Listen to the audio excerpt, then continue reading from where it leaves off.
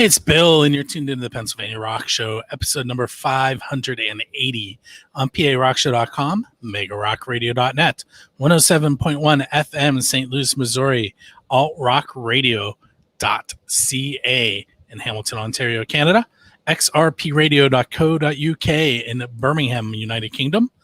Who am I forgetting? RootarooRadio.com on the beaches of San Diego, California, and right here in the thriving metropolis of Leechburg, Pennsylvania, BuildTheScene.com.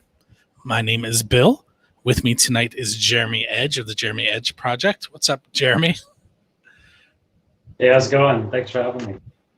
Not too bad. I'm laughing at myself. How many times did I just say Jeremy? I don't know. All right, so I kind of warned you ahead of time that there were going to be some normal questions. There are going to be some oddball questions. I'm going to start off with a couple of normal ones for you. Okay. And the first one is, I was reading your bio, and there's a huge history with you in music as a whole, from how you started and your musical family and a couple of different labels that you've been involved with as a musician. And instead of me asking you all that, I'm just going to let you go ahead and kind of tell it to us. Well, it's, I guess I can try to come up with a condensed version, because it's one of those things that, it's like, oh, sit down on the park bench, and if you've got all day, I'll tell you the story. I have a question similar to that. But yeah, I mean, I've been playing music, professionally since I was 16, all kinds of different bands under the sun. I've traveled all over the country. Basically, what I'm doing now is kind of my own thing. But, some of the bands that I played in the longest was Candlelight Red, which was more of a modern heavy rock outfit. And we're actually going to be doing some new things for that project, which I'll go into later. For years we had a band around Pennsylvania called Backstreet Bong that kind of had a little bit of a history before I joined it, and was kind of a Pennsylvania powerhouse, although we did a little bit of traveling with that act too. That was kind of like a late 90s, early 2000s kind of thing. Basically what I'm doing right now is kind of getting back into the kind of music and guitar playing that I grew up around. Like I said, I have a very musical family. My dad was a musician. So it's really getting back to the blues, soul, classic rock, and all of that stuff we kind of grew up on, pre-1990s, where there was a lot of guitar playing. And back then I did a lot of practicing and woodshedding. And remember when the 90s came along, it was kind of like you threw all that stuff out the window and said, oh, you're a team player now. There's no more guitar solos, which, I mean, that period for me was fun too, because I got to create a lot using sound, rhythms, and it definitely taught me how to be a team player. So, but we're having a lot of fun doing right now. So you grew up in South Carolina, is that correct? Mm-hmm. That's correct. From the two songs that I've had a chance to listen to, I can definitely hear some Southern rock influences. Is that where that came from, or did that come along later? What we listened to, we always had records, and dare I say even 8-track tapes in the house, back then, and there was everything under the sun. But yeah, I got exposed to the Marshall Tucker Band, the Allman Brothers Band, ZZ Top, Leonard Skinner, Led Zeppelin, Black Sabbath, Grand Funk Railroad, just all blues and Southern rock. And my dad was a musician and also a radio DJ, so he had a house. I would gravitate to that stuff, and he would be trying to say, "Hey, have you heard of Chet Atkins? Have you heard of Mel Travis? Have you heard of Django Reinhardt or Lonnie Mack or just some country artists, or Roy Clark, just stuff like that, So I absorbed kind of all of that like a sponge. some of the crunchy stuff more reluctantly, but I get it more now. I feel like even though we were states apart, we may have had a similar music history based on how you're describing it. My parents were big into country music, so that's what I heard in the car. That's what I heard at the house. But then I have two uncles, one who's 5 years older than me and one that's 9 years older than me. So I spent a lot of time with them, and that's where I heard AC/DC, Kiss, Aerosmith, Guns N' Roses. So I had, and then the Southern rock stuff too, the ZZ Top, Lynyrd Skynyrd. So, of course I gravitated towards my uncle's music and not my parents' music. But it's a similar mix. I think what's great about living in this era, I mean, I hate it about how digital music doesn't pay musicians what they're worth, but it does give you a chance to preview and dig through a lot of stuff you didn't know existed. Like when I was getting back in the blues, I said, I'm going to get back in the blues, and I always loved my Stevie Ray Vaughn. I actually saw him before he died. He was amazing. And Kenny Wayne Shepherd and ZZ Top and all the stuff that I grew up on hearing. Tinsley Ellis used to be big where I lived, But I went back and I've heard Robert Johnson, but going back through this digital stuff, you go through. There's a question with that too. You may not have watched, but you're on the ball. I mean, stuff like Elmore James. Mississippi John Hurt, Son House. I'd never heard of Son House, and I downloaded his stuff, and I was like, this is the most amazing stuff. And the Reverend Gary Davis, I heard his stuff, and actually the first incarnation of this band, we had a singer, and I showed my singer like this Reverend Gary Davis song. I'm like, we have to do this, and she heard it, and she's like, wow, that's like the scariest, most creepy thing ever. She's like, we have to do this song, So it's cool getting to discover like all of that old music that you only heard a fraction of when you were younger, and it's like, oh, I know what this is all about. And it turns out you've only scraped the tip of the iceberg. So I'm going to ask you one of those questions that you alluded to without knowing you were alluding to it. So if you were standing at the crossroads waiting for the devil to arrive, what would you be there attempting to sell your soul to him for musically? Well, it's interesting. I actually lived in Biloxi, Mississippi for a little while. Spent a lot of time in New Orleans, Louisiana, Mississippi, and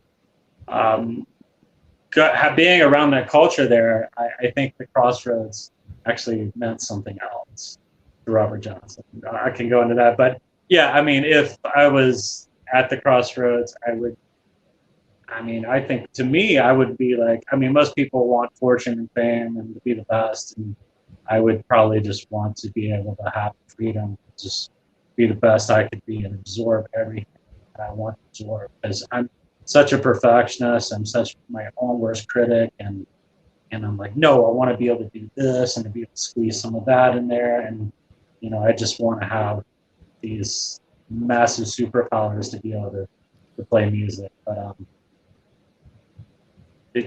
I actually, being around that area, I think my own theories what happened to Robert Johnson.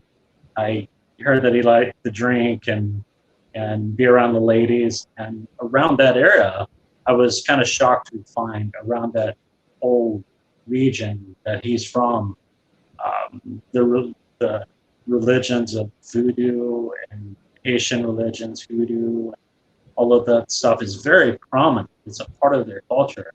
And I think he probably met some woman who may have did like a reading for him or something. And I think the crossroads down there, they represent the crossroads between the living and the dead. And so maybe he had somebody read his fortune or did something like that. And because he was from a different culture, he was just like, what did I do? Did I sell my soul to the devil? And then that rumor kind of started circulating, and it made him bigger, it made him famous, that Robert Johnson, he's that devil man. And the whole thing, I think, was probably just a whole, almost like a joke, But it's cool because it did add to the mystique of Robert Johnson. because he seemed to have this inhuman capability of be able to play the guitar. It seemed like he did.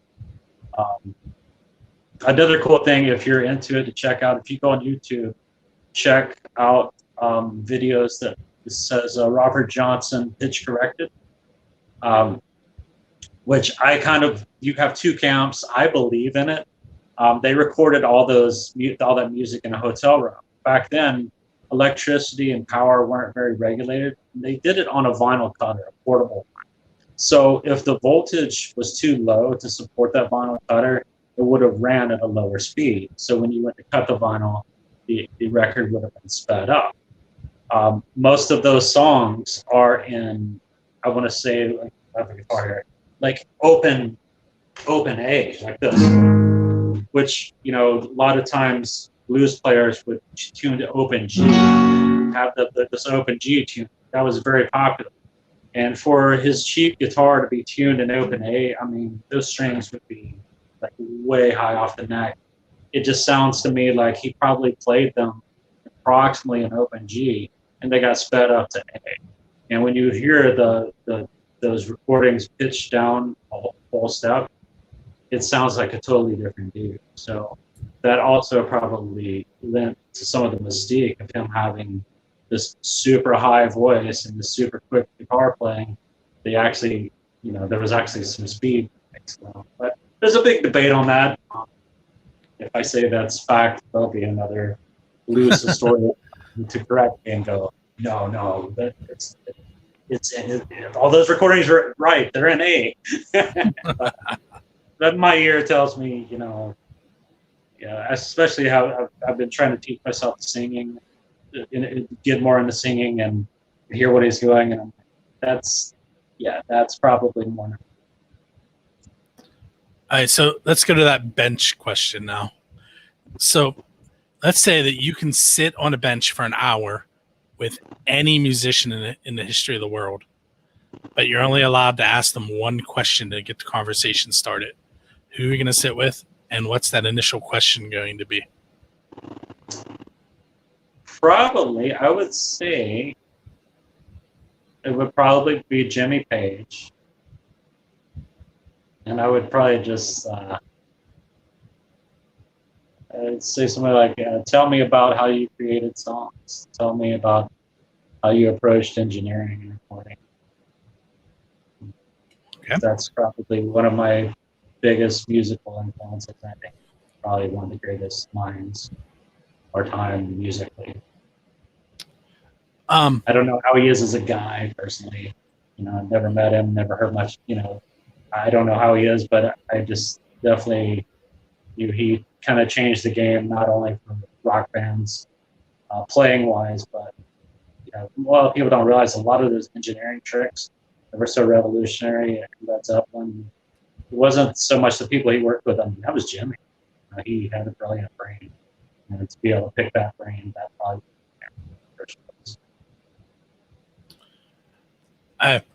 So let's say you come across the DeLorean and you can go back in time to follow any band around during any period of their career. Which band would you want to follow along to learn from? Man, that's a tough one. Because you almost want to say Zeppelin there too, but I'd almost want to follow around. I mean, Hendrix would be a good one. That definitely, if you could follow him around right, when he got out of playing with James Brown, first started doing his own thing, you just saw this metamorphosis of him blending all this music and sound together. That's a crazy time. Believe it or not, so one of the bands I think is revolutionary that, we did a cover of. I didn't really think they ever got the recognition they deserved, was Free. Paul Rodgers and Simon Kirk's first band for Bad Company. I thought, if you go watch what little footage of them there is of them playing this, and nobody could touch those guys. They were from another planet. It would be cool to see that from its inception and follow that short-lived but very intense career. It's kind of like an early day Velvet Revolver. Yeah, yeah, definitely.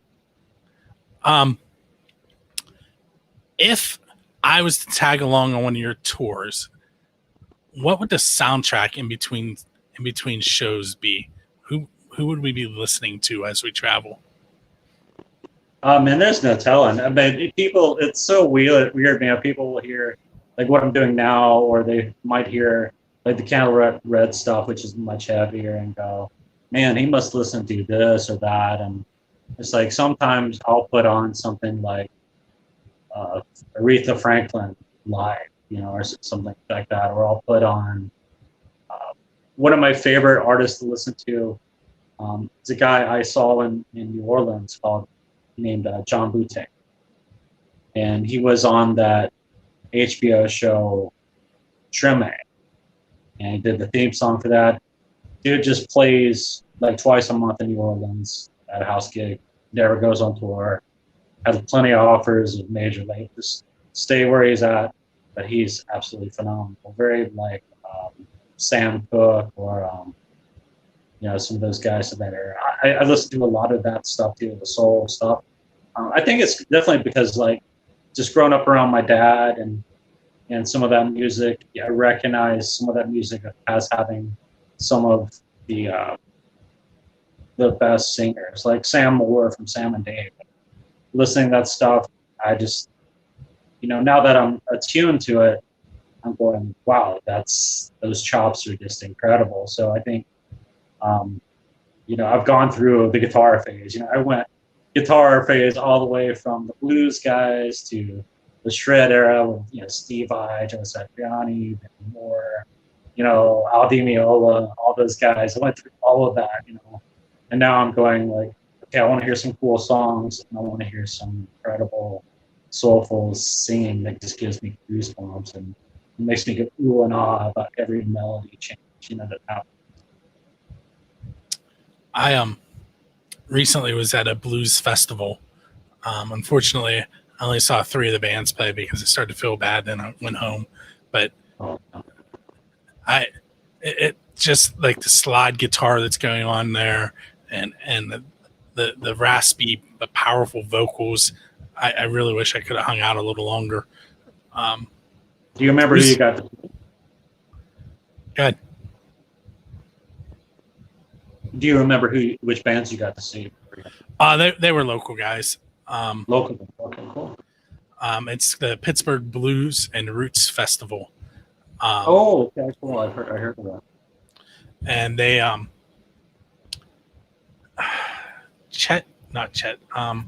Vincent Clegg is a local guy who's pretty well known.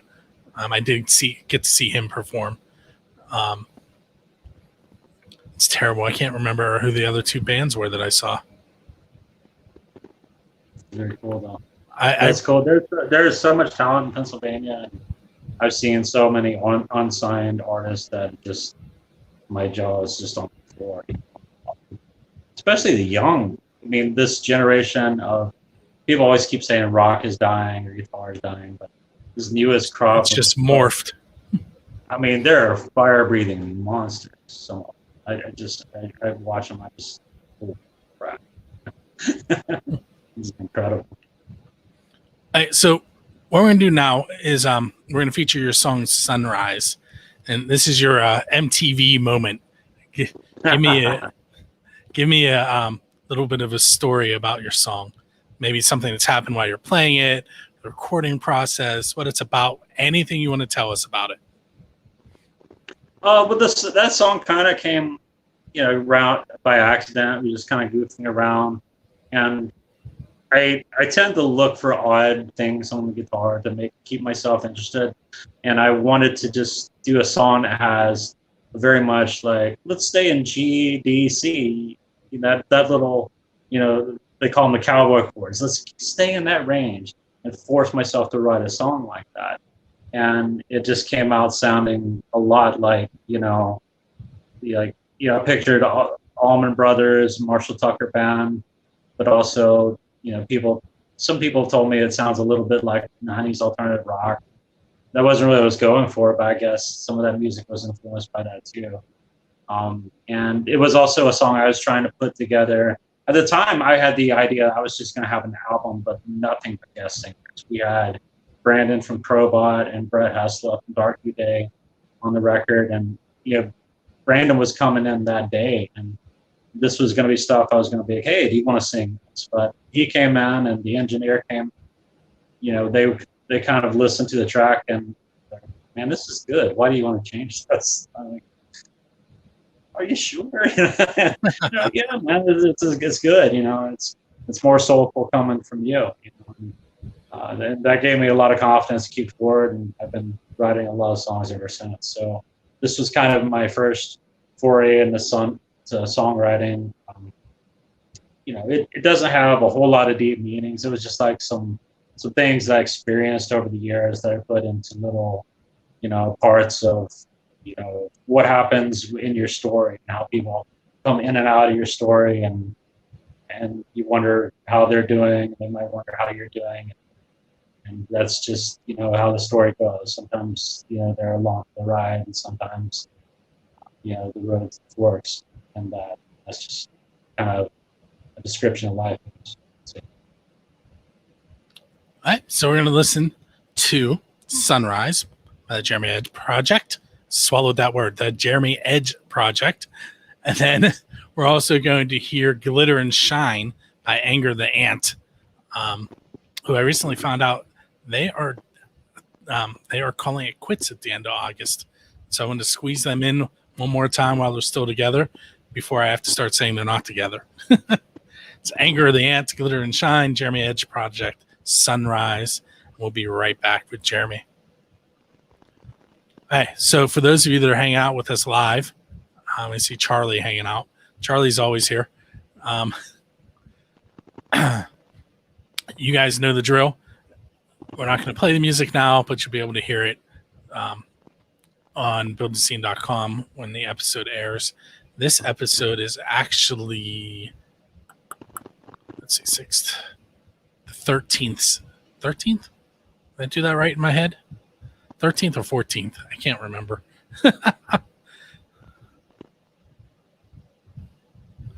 Anyway, it's not tomorrow. That's what happens when I record a bunch ahead of time. I can't remember which one's which. All right, so we're going to come back and I'll ask you a couple more questions. Hey, that was Anger the Ant, Glitter and Shine. And right before that, you heard Sunrise by the Jeremy Edge Project. Jeremy is hanging out with me tonight. I'm going to go ahead and pop up his website address on the screen for those of you that are watching the video. For those of you that are not, it's jeremyedge.com. And we'll get into that a little bit later. Hey, Jeremy, so I gave you kind of a mix of oddball questions and normal questions. We're just going to continue in that direction. Some of both. So I have this question that I ask pretty much every guest now. And the listeners that have listened know the backstory.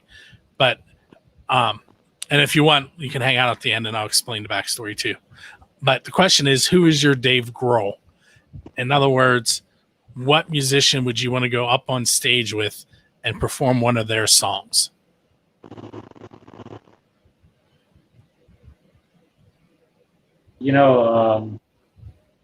That's a tough one. I think it's a tough one right now, especially because I've always wanted to meet and jam with Billy Gibbons. They just went through something pretty trying there, so be tough. And I was just watching footage of them with, the guitar and bass tech guy filling in, and they're keeping trucking, keeping moving. And that'd just be rough. It's one of the first bands I ever saw was ZZ Top, and I saw them again. I think 2015. I saw them in Champion Square in New Orleans, and they were still amazing. And that's definitely one of my first idols. I wanted to play bluesy rock music because of Billy Gibbons. I wanted to own a Les Paul Sunburst because Billy Gibbons happened. That's the thing.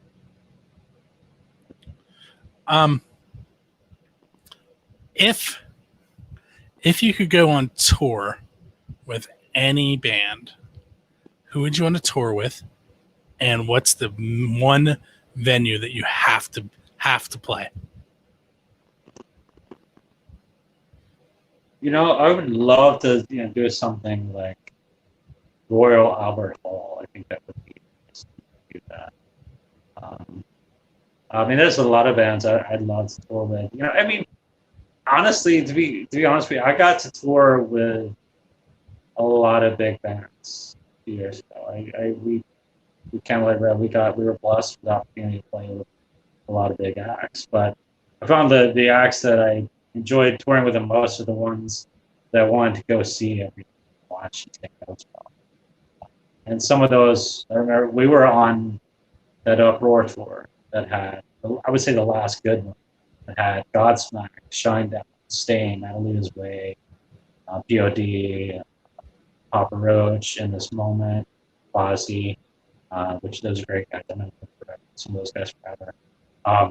But Stain, Stain was so good that everyone, all the side stage bands, even the bigger ones, would kind of pack up and mosey their way over the main stage almost every day to watch Stain because they were so incredibly good that you were just like, I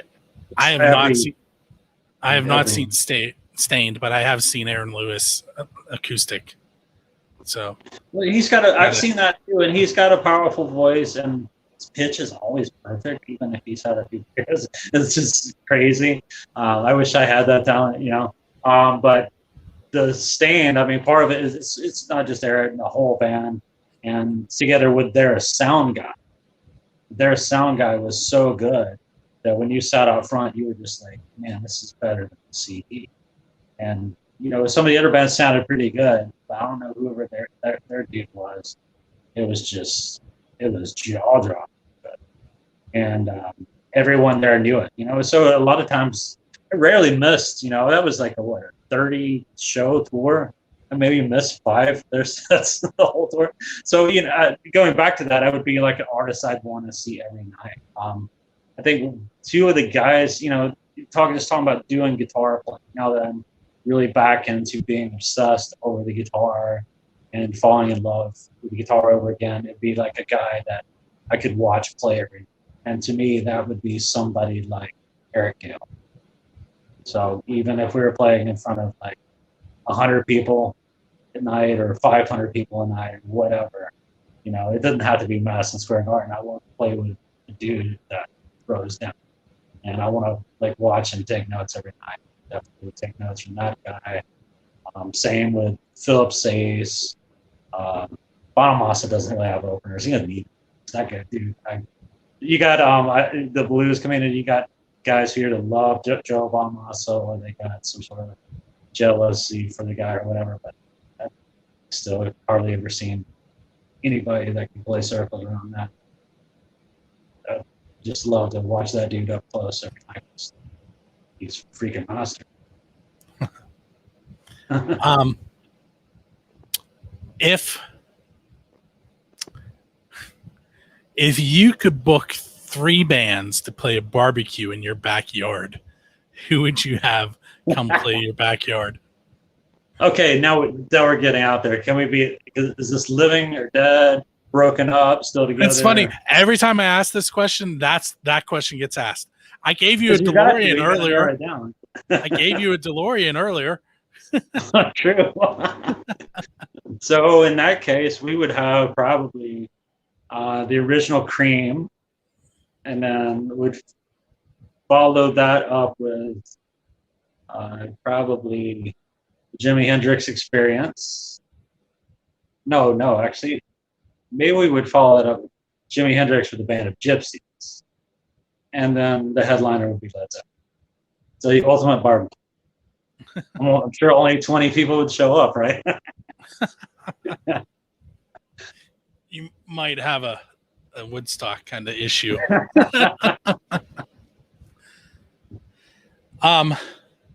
Let's see. Tell us a little bit about the album that you have coming up. You mentioned it off the air. You have one that's coming? Yeah. We've been working on. We recorded basic tracks in the spring, and then we started kind of digging into it, and then everything kind of opened back up, and they said, well, okay, you can play gigs now. So we booked a bunch of shows. So we're having fun doing that. But we're still making progress. I imagine we'll have it done by the end of the year. It's going to be just like the last record. It's going to be kind of a melting pot of styles. And it's interesting. I get asked a lot because so many people know me from playing in hard rock bands. They say, well, what is this, a blues band? Are you just doing blues? Like, no, this is kind of a rock band, but there's all kinds of stuff from there. Big jumble of ingredients. So, it's always it's like that 1 a.m.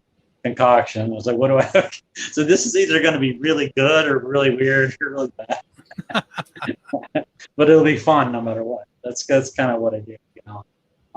It's so strange. We're in kind of like a musical climate where anything that sounds like it has influences before 1990 is all blues or blues rock. And to me, that's kind of weird because, if you actually could go back, then like all of those bands were just rock bands. Like nobody ever said, are you going to see that blues rock band Led Zeppelin?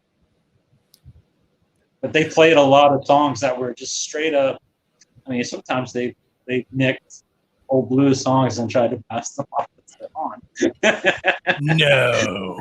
Gotta love them. It's like, so, I mean, and you'll still get these guys who's like, oh, I don't think I really like blues. And they're like, do you like the Black Keys? Then you like blues. Do you like, or, you ask a female that and it's like, oh, I don't know blues. I don't really like it. Well, do you like that song Rolling in the Deep by Adele? Yeah, well, that's pretty much Delta Blues. Do you like I'm the Only One by Melissa Etheridge? Oh, yeah, I love that. I sing that at karaoke. Guess what? That's so it's a great time to be living musically, but also a strange one too. The way my big introduction to blues. At this point, I guess it's been a lot longer than a few. I was gonna say a few years ago.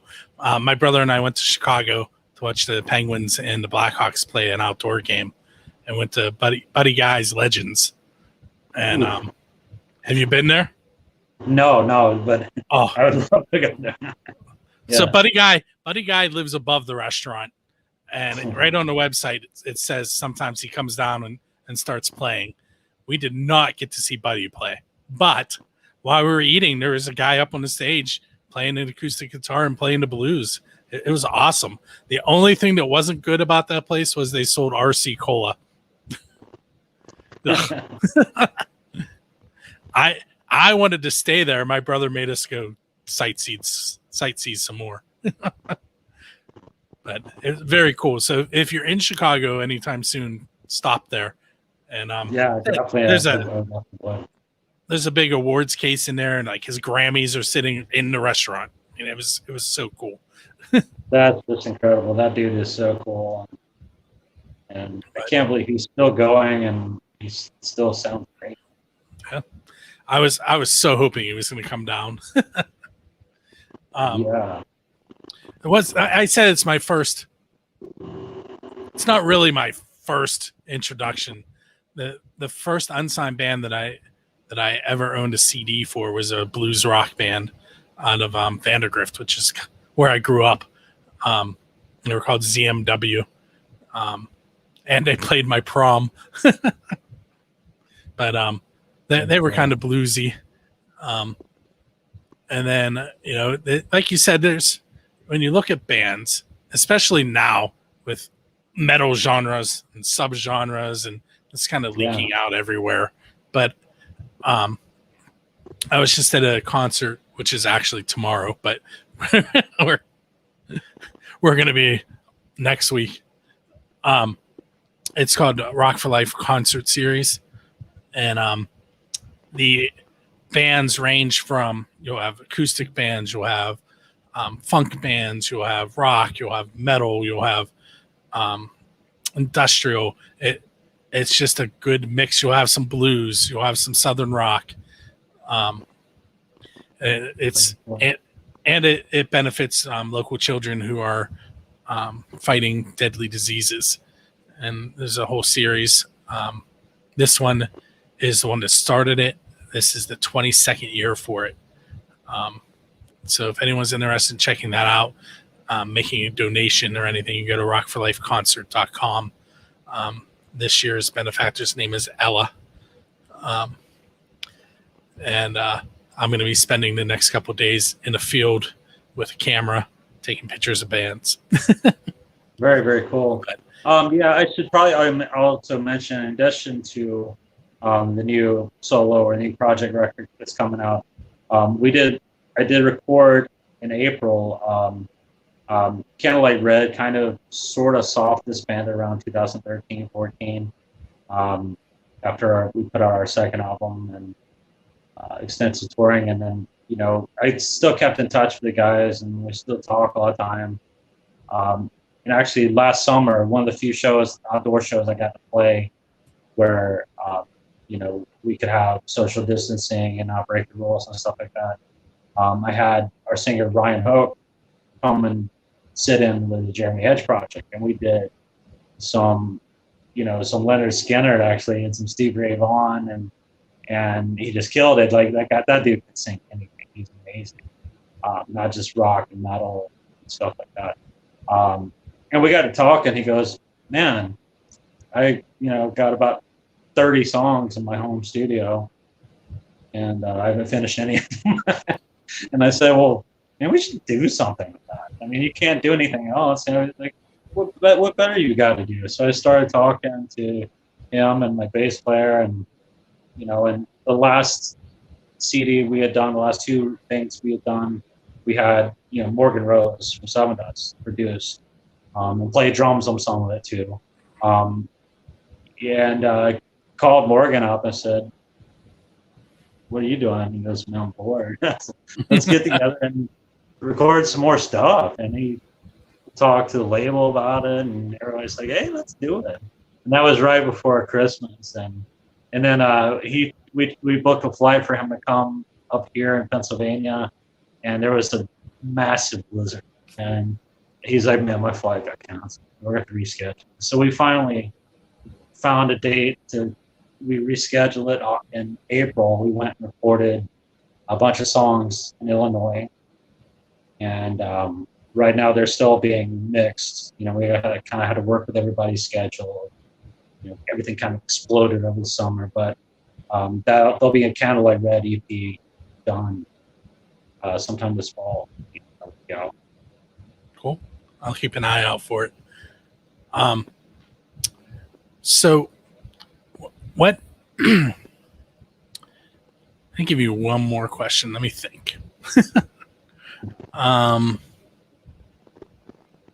I know. I'm going to give you the Diesel Beast question.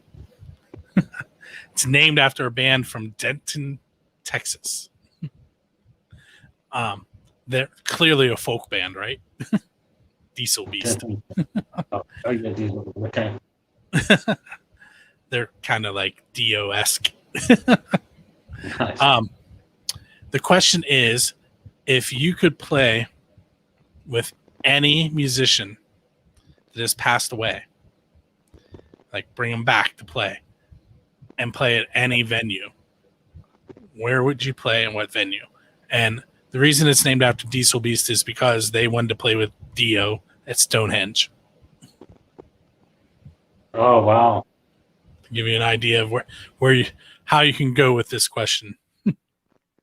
Man, there's so many places you could go with that, I would want to say Chris Cornell. He is a just amazing singer, songwriter, and musician. Such a loss. Like, I'm so bummed about that. I'm one of those, like, the whole thing still smells fishy to me. And I hope I'm wrong about that. I've spent a few nights on YouTube listening to his isolated vocals. Yeah, man, he was just incredible, you know. This is another possibility would be, this is a controversial pick, you know, just Ask Eddie Trunk, but I always felt like one of the greatest rock singers ever to grab a mic. If you like traditional rock and roll and blues based rock, and was Ray Gillen from Badlands. And that's the guy that I still kind of look to as like, how to do things right. Listen to that guy sing. He was amazing, but there was a lot of controversy around, I guess that guy toward the end did a lot of drugs, he contracted AIDS, he was very, you know, there was a lot of things, and I guess it was basically like they couldn't continue to put out his records. It was kind of like, you know, it was almost like the label was like, we're just going to kind of bury this. And I'm like, I understand all that, but there was like 3 other dudes in that band, and those 2 records were like the best rock records that not enough people know about. Because you go back and listen, it was like 89, 90, 91 that was going on, and they could have been made in 1973, or they could be made right now. It's just like to me there's so much timeless music. Like you could pull a time machine, pull Badlands, and put them on tour with Greta Van Fleet or Rival Sons. You know, that's how timeless that music is.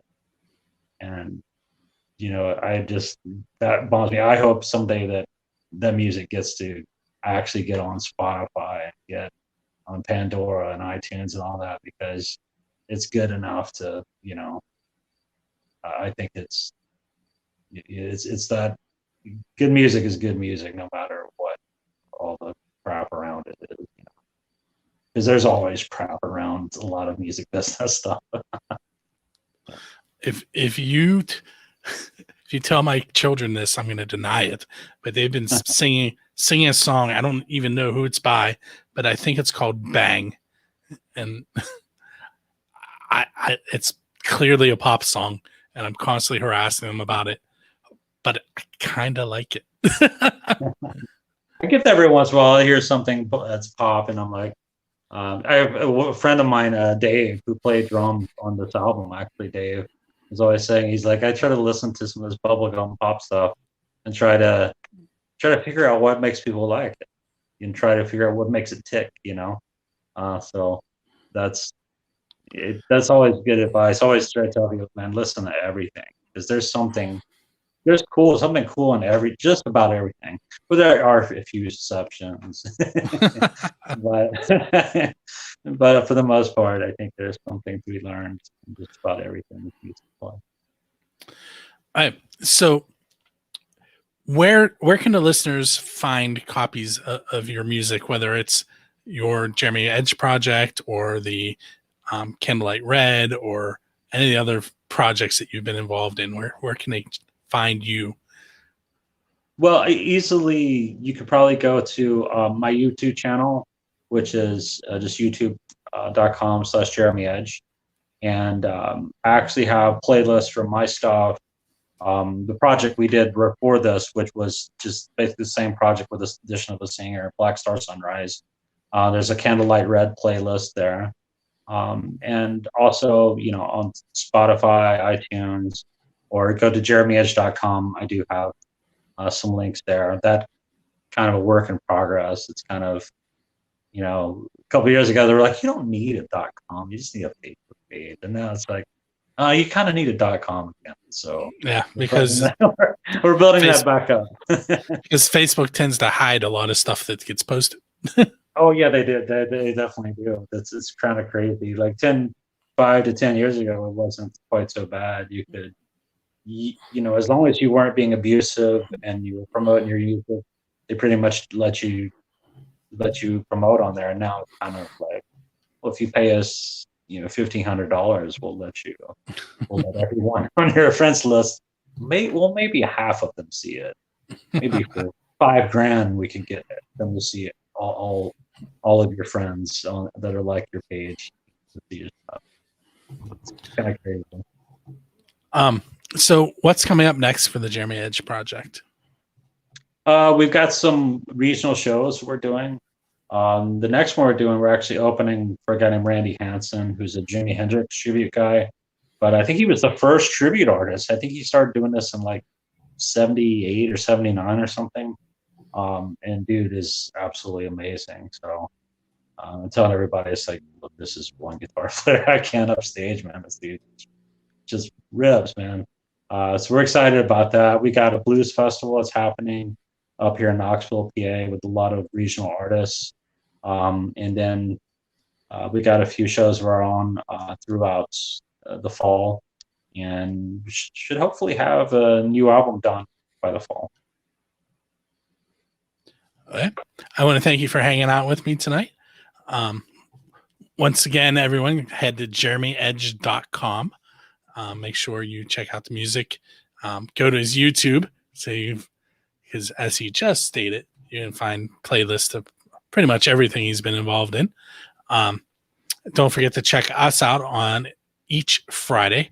If you go to buildascene.com at 6 a.m., the episodes appear, and then they're broadcasted on all the stations I mentioned at the beginning of the show, various times throughout the week. And make sure you check out our other podcast, which is 3 Questions and a Song, the 1st and 15th of the month, also appearing at 6 a.m. and on some other stations. And then on the second Saturday of each month on xrpradio.co.uk at 3 p.m. Eastern, you can check out Friendly Fire, where we take music from the Pennsylvania music scene and we put it up against the music scenes of the world and compare similar songs. It's a cool thing. If you're going to do it, go to the chat room and watch the video, because you can hear us talking while the music's playing and understand why we're laughing when we come back in to do the music or to talk about the music. Once again, jeremyedge.com. Thank you for hanging out with me, Jeremy. Thanks for having me. I definitely appreciate the hospitality. And we will check you out next week with I'm gonna blank on his name. And that would be really bad. I bet you know the name when I say it. Oh, it's 2 weeks from now. Luke Welt's band is next week on August 20th. And then we're gonna have Dave Hillis on for August 27th. I see a little bit of a head shake there. You recognize that name? I actually don't, but maybe I should. So he is a engineer and producer and a musician himself, but he did some work on Alice in Chains albums. Oh. And I believe, I don't want to say the wrong thing. I want to say Temple of the Dog for sure. That's one of my favorite records this day. Like, we talk about Chris Cornell. That's like jam.